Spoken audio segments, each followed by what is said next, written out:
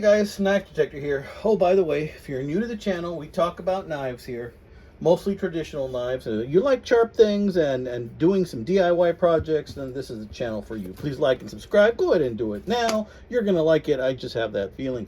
Okay guys, so the saga continues for this knife right here, right?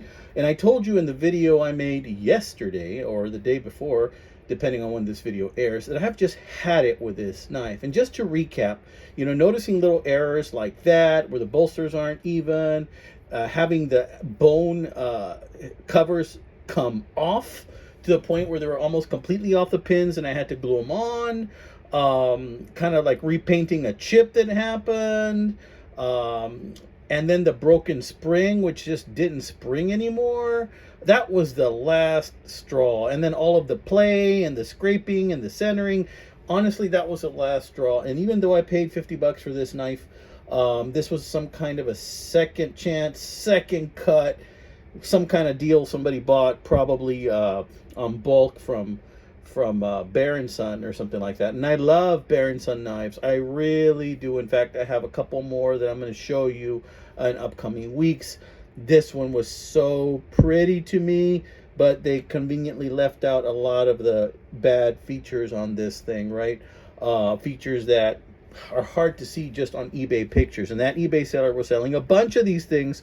So if you see one that looks like this, stay away from it on eBay, okay? In any case, I couldn't stand it anymore, so I decided to make something out of it. What you saw in the first picture when the video started was kind of like the first evolution of it. This is the final evolution of it. What it is I had a piece of stag lying around.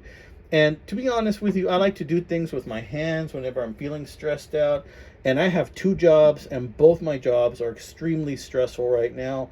I have job insecurity right now, not just from one job, but I'm also getting job insecurity from my second job as well right now. I'm not going to go into details why, but it's something that's been stressing me out. And when that happens, what I do is I do stuff with my hands. As you guys know, I am an LPC, a licensed professional counselor, mental health professional, and grounding is a technique that I like to introduce to my clients. If you do something with your hands, you focus on the present, not the future, not the past. So I got busy, right? And so for a couple of hours throughout the day, I went ahead and I made this.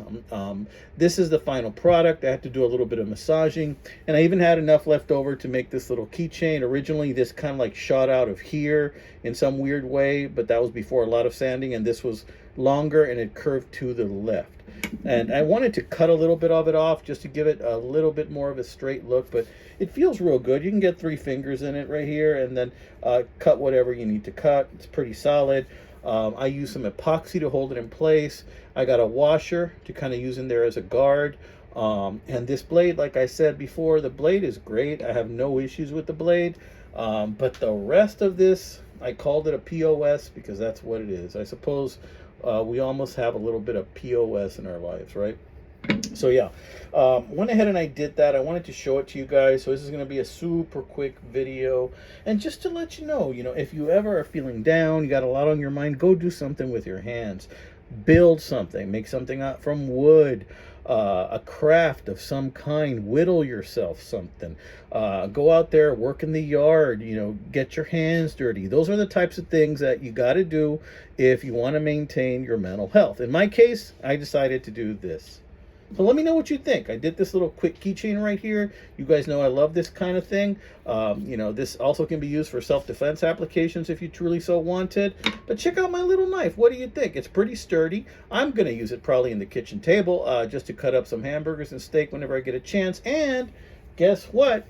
It fits into this really cool K-bar sheath as if it was made for it.